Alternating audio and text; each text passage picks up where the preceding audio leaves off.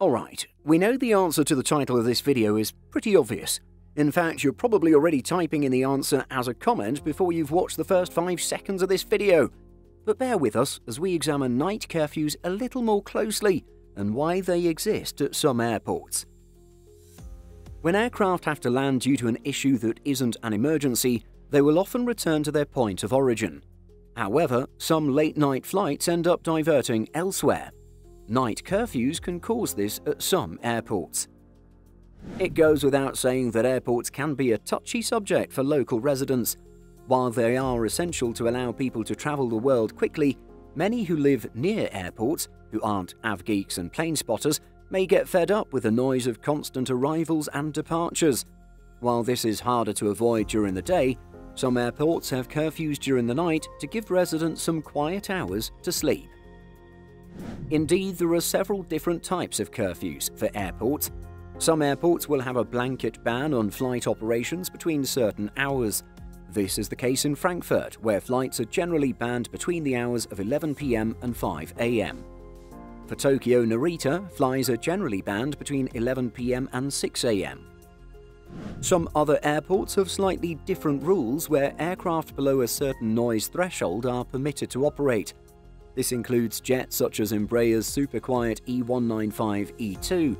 However, older, noisier jets might be excluded. In addition, some mix the two rules with a blanket ban between certain hours and restrictions on either side. There are several circumstances where airport operations can continue while a curfew is active. Firstly, any aircraft facing an emergency will typically be able to use the facility regardless of restrictions. However, this isn't the case if the aircraft is returning out of caution for a maintenance issue.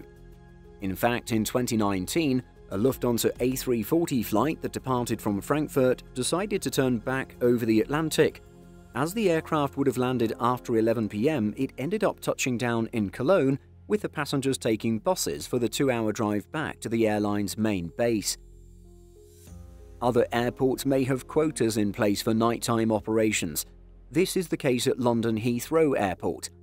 Heathrow is limited to 5,800 night operations between 23:30 and 0600 each year. This averages out at around 15 per day. This allows flights with a genuine need to use the airport to land, while discouraging frequently scheduled operations. While noise isn't exclusive to nighttime operations, it may be more noticeable with less other background noise. Some airports such as Frankfurt are well aware of this, undertaking several programs to reduce noise. Interestingly, Frankfurt Airport charges aircraft based on the amount of noise they emit. They're placed in one of 16 categories depending on how much noise they generate. Such charges have prompted several airlines to switch to quieter aircraft at this particular airport. In 2015, LATAM would have paid a charge of €869 for each A340-300 landing at Frankfurt.